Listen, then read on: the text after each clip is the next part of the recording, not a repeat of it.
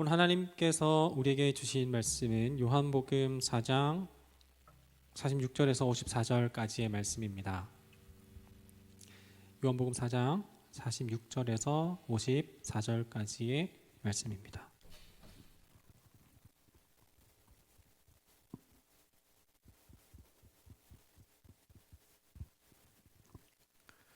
하나님의 말씀을 받들어 읽겠습니다. 예수께서 다시 갈릴리 가나에 이르시니 전에 물로 포도주를 만든 곳이라. 왕의 신하가 있어 그의 아들이 가버나움에서 병들었더니 그가 예수께서 유대로부터 갈릴리로 오셨다는 것을 듣고 가서 청하되 내려오셔서 내 아들의 병을 고쳐주소서 하니 그가 거의 죽게 되었음이라. 예수께서 이르시되 너희는 표적과 기사를 보지 못하면 도무지 믿지 아니하리라.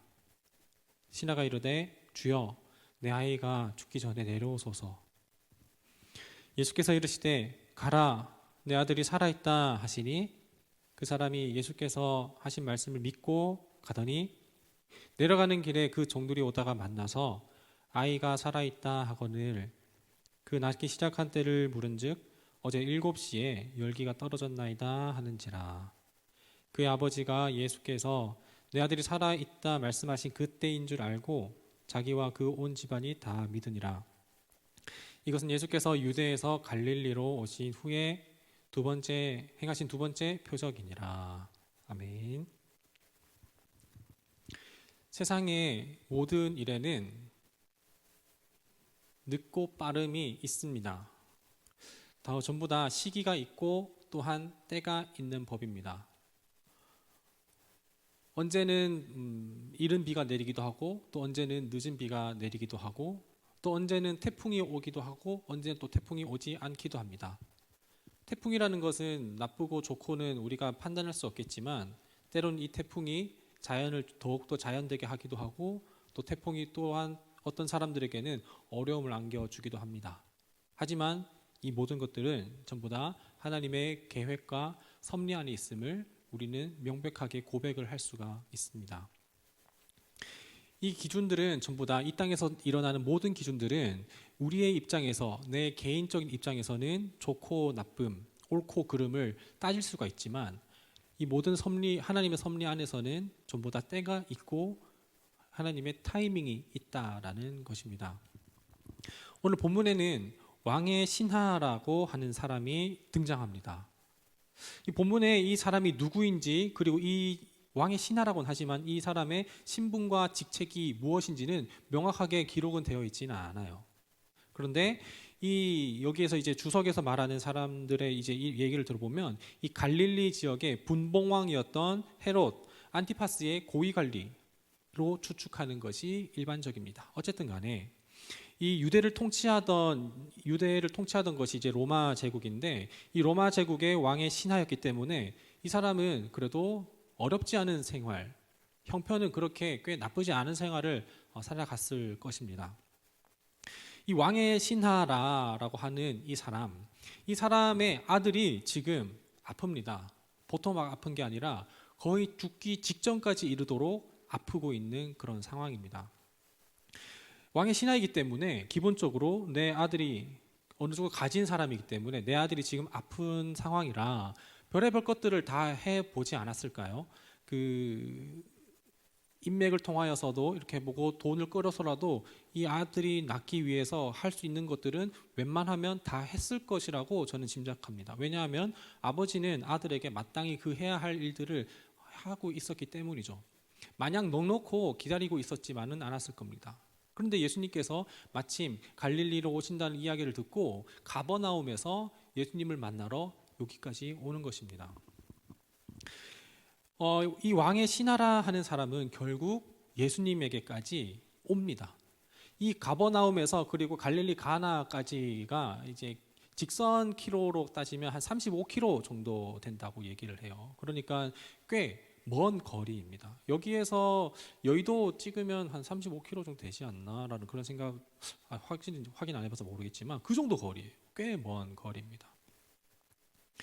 그런데 이 예수님이 오셨다라는 소식을 듣고 가버나움에서 갈릴리 가나로 가는 이 왕의 신하는 예수님께서 많은 병자들을 고쳤다라는 그 소식을 들었던 것은 아닐 거예요. 왜냐하면 오늘 우리가 읽은 그 본문에 보면은 54절에 보면 이게 이제 예수님께서 자기를 나타내시고서 일으키신 두 번째 표적이라고 되어 있는데, 첫 번째 표적이 바로 무엇이냐면 물이 포도주로 되는 것이기 때문이에요. 그러니까 예수님이 정말 병자들을 고치는 그런 거에 대한 지식이 있는 거는 아닌 것 같아요. 그런데 어쨌든 간에 갈릴리 가나에서 예수님 다시 오셨을 때 그 어마어마한 기적을 일으킨 거를 들었고 알았기 때문에 지푸라기를 잡는 심정으로 아마 예수님께로 온 것 같아요.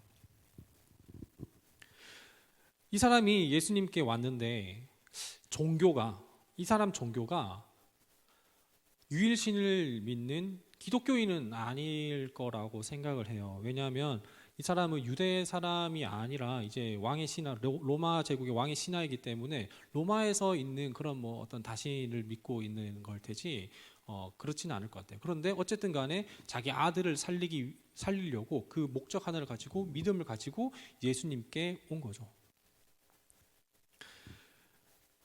이 사람이 이제 예수님이 하나님의 아들이신 것과 그리고 그리스도라는 것을 알았는지 몰랐는지는 성경하게 명확하게 나오진 않지만, 그렇지만 지푸라기를 잡는 심정으로 예수님께 온 거라고 보입니다.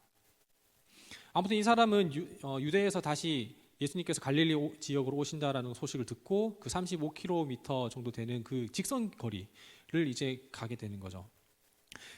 그리고 예수님을 만나게 됩니다.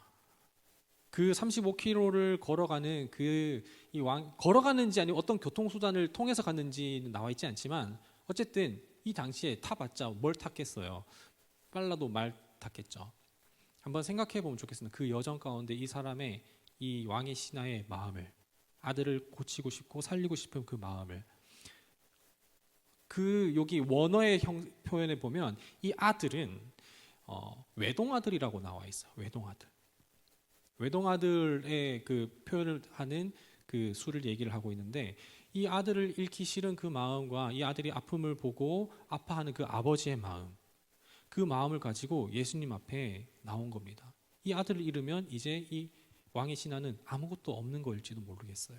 정말 벼랑 끝까지 몰려있는 그런 상황일지도 모르겠습니다. 그러고 나서 드디어 예수님을 만나게 됩니다. 예수님께 만나서 이 왕의 신하가 이렇게 얘기를 합니다. 예수님, 내 아들의 병을 고쳐주세요. 지금 죽기 직전입니다. 라고 이렇게 얘기를 해요. 이렇게 얘기를 했는데 예수님께서 이 왕의 신하의 이 내 아들을 고쳐달라고 하는 그 말을 들으면서 바로 그 다음에 뭐라고 얘기를 하냐면 48절입니다. 너희는 표적과 기사를 보지 못하면 도무지 믿지 아니하리라. 이건 사실 이 이야기는 예수님께서 이 왕의 신하에게 직접적으로 두고 왕의 신하에게만 얘기를 한 건 아니에요. 아니라 오히려 유대 지역에 많은 사람들이 예수님이 그리스도이신 것을 믿지 않으려고 하는, 그리고 갖가지 표적과 기사만을 구하는 그런 사람들을 향하여서 하는 이야기예요. 어쨌든 간에 이거는 이제 우리가 이 본문을 읽을 때 이 48절만 빼놓고 읽으면 조금 더 자연스럽다고 이렇게 얘기들을 하는데, 이제 48절은 그렇다 치고 49절에 그래서 이 왕의 신하가 예수님께 다시 한 번 더 얘기를 합니다. 내 아이가 죽기 전에 와달라고. 49절 한번 볼까요? 신하가 이르되 주여 내 아이가 죽기 전에 내려오소서. 여기서 우리가 봐야 될 건 내 아이가 죽기 전에 내려오소서입니다. 종교개혁가 칼뱅은 지난주에 이제 그 아코모다티오 데이 얘기를 한 그 분인데요. 그 칼뱅은 이 왕의 신하의 모습을 보면서 두 가지를 표현을 합니다. 첫 번째는 뭐냐면 이 사람이 그리스도에게 예수님께 와가지고 도움을 구한 것은 이것은 믿음의 표시이다. 이 사람이 믿음을 가지고 예수님 앞에 나아간 것이다 라고 얘기를 합니다. 예수님에 대한 믿음이 없다면, 기대가 없다면 이 왕의 신하는 예수님 앞에 나아가진 않겠죠.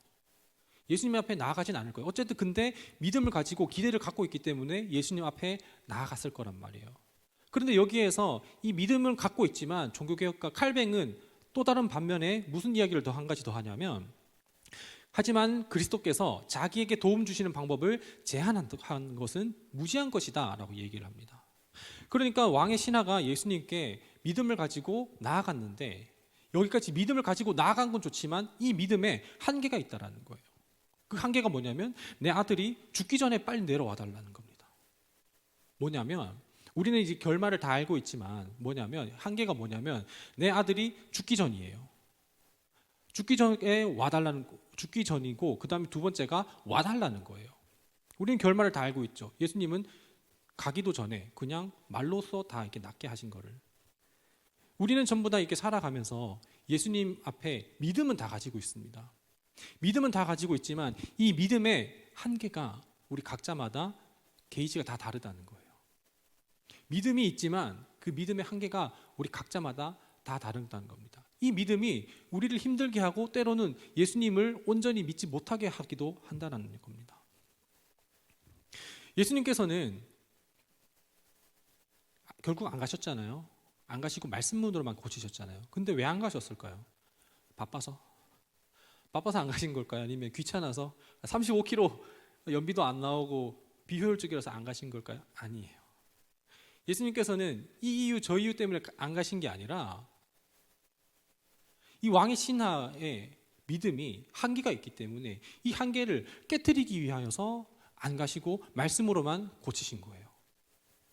예수님께서는 우리에게 어떤 표적을 보여주시기도 합니다.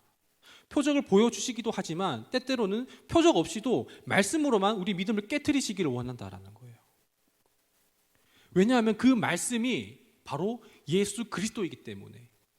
예수님께서 48절에 이렇게 얘기를 하고 있잖아요. 너희들은 도무지 표적과 기사를 보지 않으면 믿지를 않는구나. 물론 이 왕의 신하에게 말하는 건 아니지만 이 시대도 그렇고 오늘날 살아가는 우리도 그렇고 전부 다 우리는 내가 믿을 만한 뭔가 있어야만이 믿는다는 거죠. 그런데 이 믿음이 없이는 우리가 믿지 않는다라는 거예요. 이 표적과 기사가 없이는, 어떤 증거가 없이는, 이 기준이 없이는 우리 믿지 않는다라는 거예요. 이게 우리 믿음의 한계입니다. 하지만 예수님께서는 이제 뭐라고 말씀하시냐면 50절입니다. 예수께서 이르시되 가라, 네 아들이 살아있다. 예수님께서는 이 왕의 신하에게 다른 얘기를 하지 않으세요. 그 아들이 살아나기 위하여서 너가 어떻게 해라라고 그런 것도 요구도 하지 않으시고 다른 것들도 요구하지 않으세요. 그냥 가라는 거예요. 이제 왔는데 다시 가라는 거예요. 그런데 여기 이 말씀에 예수님의 모든 믿음들이, 우리를 위한 모든 믿음이 다 담겨 있다는 겁니다. 다른 게 필요한 게 아니에요. 우리는 그 얘기를 듣고 예수님의 말씀을 듣고 이 말씀을 가지고 내가 이제 어떻게 하라고, 아니 이때까지 내가 걸어서 그렇게 35km를 그렇게 힘겹게 왔는데 다시 돌아가라니, 적어도 내가 뭘 해야 될 만한 것들을 해라고 하셔야 되는 거 아닌가라는 거예요. 예를 들어서 지난주에 물이 포도주가 된 것, 적어도 이 종들은, 하인들은 주가 시키는 대로 하라라고 그 마리아의 말에 앞서서 600리터를 붓습니다. 적어도 이런 걸로라도 시키시지. 근데 예수님은 이런 것마저 두 번째 표징에는 그런 것마저 시키지도 않습니다. 다시 돌아가라는 거예요. 그럼 다시 돌아가는데 왜냐하면 이미 네 아들이 살아있기 때문이라 말씀하시는 겁니다. 그 말씀이 그 왕의 신하에게 주어졌고, 그리고 그에게는 그 말씀이 그 신하에게 주어졌을 때 어떻게 됐느냐. 50절 다시 한번 볼까요? 그 다음 거 색깔 바뀐 거, 네 아들이 살아있다라고 예수님께서 말씀하시니 그 사람이, 예수님의 말씀이 그 말씀을, 왕의 신하가 그 말씀을 받고 그 말씀이 그 사람에게 임하고 나서 예수께서 하신 말씀을 믿었습니다. 믿고 그 길로, 자기의 길로 간 것입니다.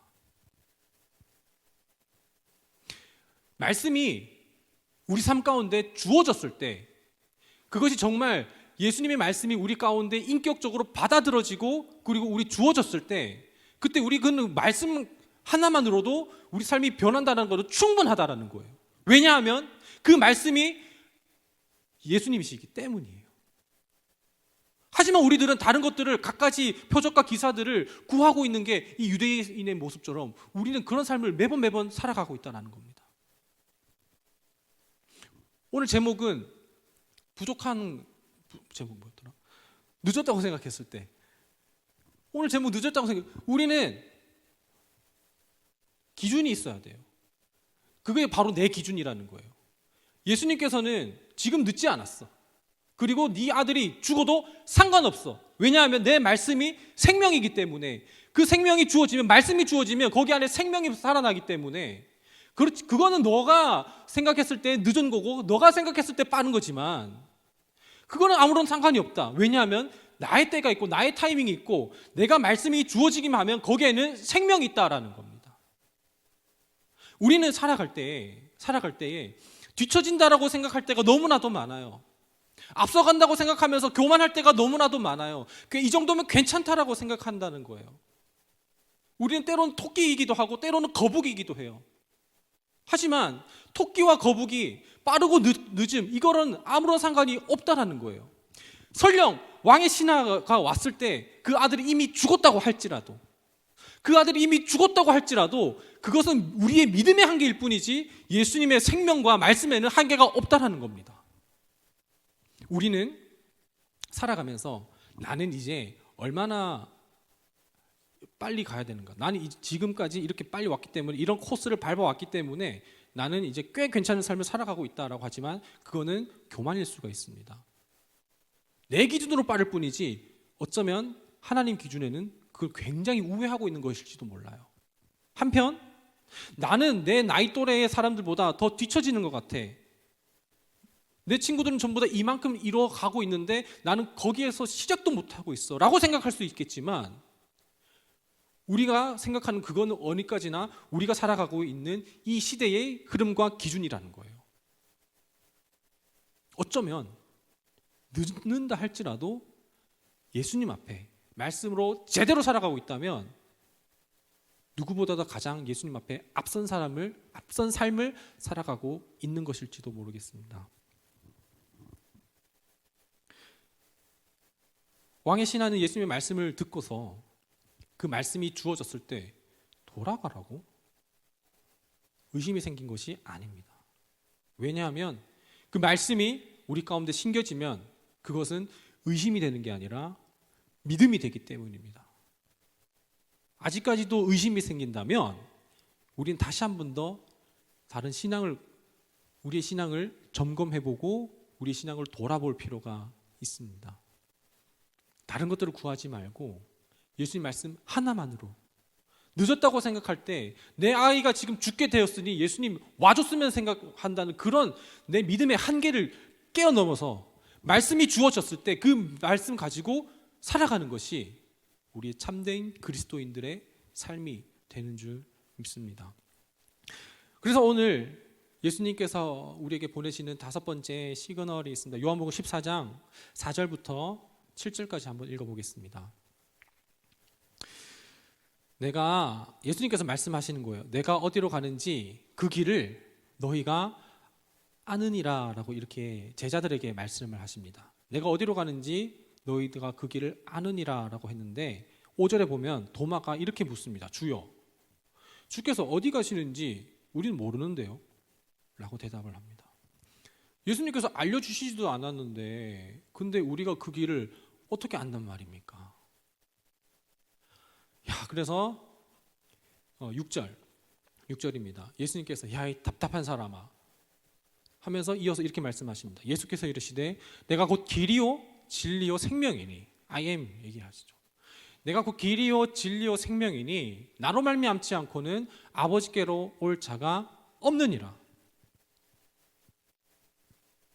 7절 너희가 나를 알았더라면 내 아버지도 알았으리로다. 이제부터는 너희가 그를 알았고 또 보았느니라. 제자들은 이때까지 계속해서 예수님을 따라가면서, 이 14절은 이제 예수님께서 이제 고난을 당하시기 전에 이제 제자들에게 말씀하신, 고난을 당하기 전이라고 하는 것은 그동안 제자들과 상당한 많은 시간들을 보내왔다라는 거예요. 그 시간 동안 표징도 보고 기사도 보고 그리고 말씀도 들었다라는 거예요. 그 말씀이 자기들의 마음 가운데 심겨져서 믿음이 될 수도 있었는데 예수님께서는 이제 너희들이 나를 알면은 이제 내가 너희들의 길을 안다라고 얘기를 하는데, 근데 도마는 모르겠다라는 거예요. 모르겠다는 건 뭔 말이에요? 말씀이 우리 가운데 들어왔음에도 불구하고 그 말씀을 말씀으로 받지 않기 때문에, 믿음으로 받지 않기 때문에 예수님을 알지 못한다라는 거예요.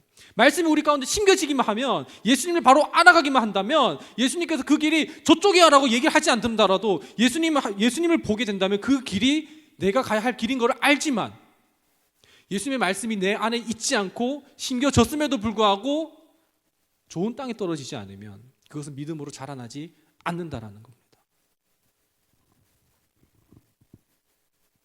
우리가 가야 할 길은 다른 것이 아닙니다. 내 기준에 좋은 것과 그리고 옳은 것을 가는 것이 아니라 진리는 뭐냐면 바뀌지 않는 거예요.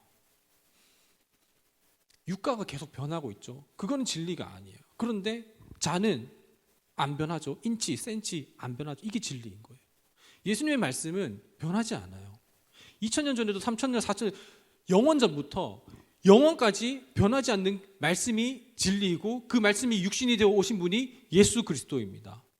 그 진리 되신 분이 등대처럼 가만히 서 계시니 우리는 그분을 보기만 하면 그분이 우리가 가야 할 길이 된다라는 겁니다. 너희는 나를 보면 그 길이 어딘지 알겠는데 너는 왜 모르느냐? 답답한 사람아, 내가 길이요 진리요 생명이다. 내 길을 나를 통해서 오게 되면 생명을 얻을 것이다. 왕의 신하가 예수님께로 간 그 길은 생명을 얻으러 간 것인 거랍니다. 오늘 함께 찬양을 할 텐데요. 내 삶 드리리라는 찬양입니다. 가사를 제가 한번 읽어드릴게요. 소망 없는 내 삶에 새 생명 허락하신 날 향한 주님의 은혜, 놀라운 주님의 사랑, 삶의 문제 힘겨워 눈물만 드릴 때도 날 안아주시는 주님, 하나님 주님의 사랑 나 찬양하네.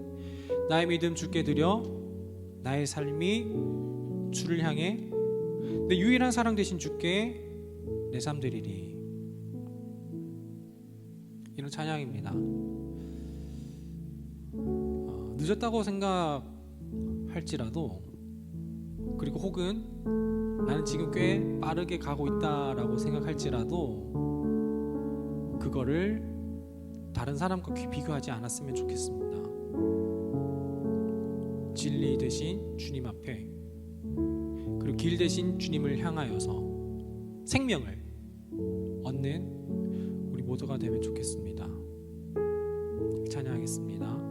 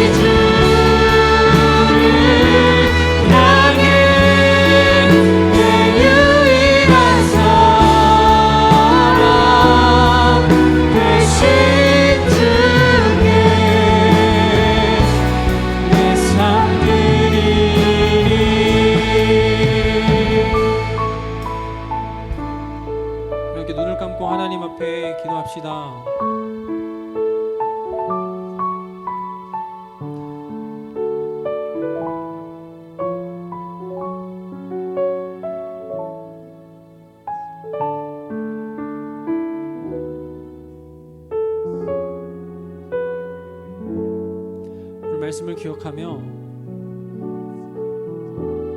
내 길이요 진리요 생명이신 주님, 정말 왕의 신하가 외동아들을 다 잃을 것만 같은, 없으면 안 될, 그래서 주님 내 아들이 죽기 전에 와주세요 라고 믿음은 있지만 한계가 있는 그 믿음으로 갔을 때, 정말 소망 없는 삶에 힘겨워서 눈물을 흘릴 때에도 말씀 하나로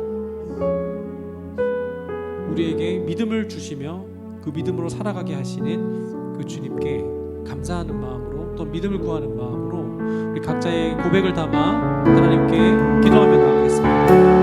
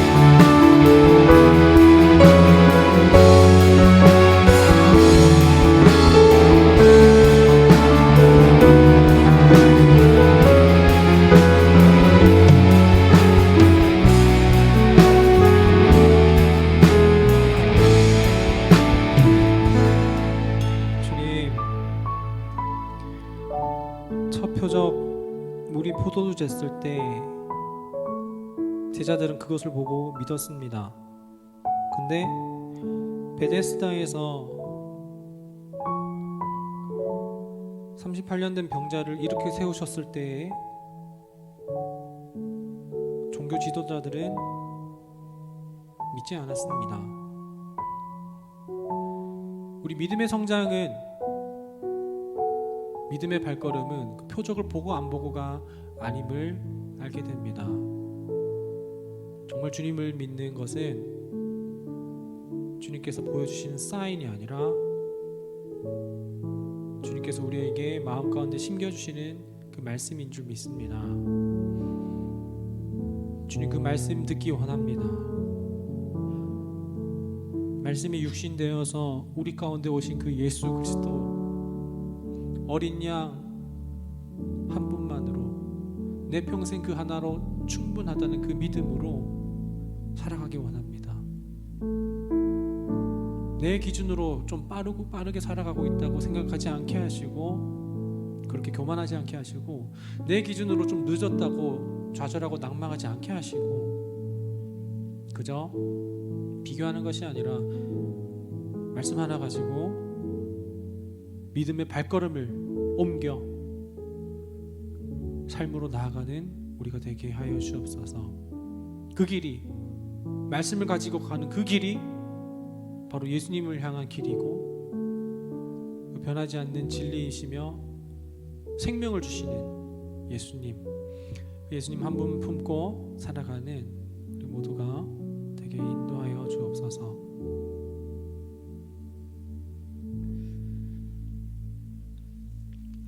주 예수 그리스도의 은혜와 하나님의 사랑과 성령님의 인도하심이 우리가 나아가야 할 길이 되어주시고, 흔들리지도 변하지도 않는 진리가 되어주시고 영원한 생명이 되어주시는 예수님께 우리 삶을 드리기로 다짐하고 결단하는 여기 모인 모든 머리 숙인 예배자들의 삶 가운데 지금부터 영원토록 함께 하시기를 간절히 축원하옵나이다. 아멘.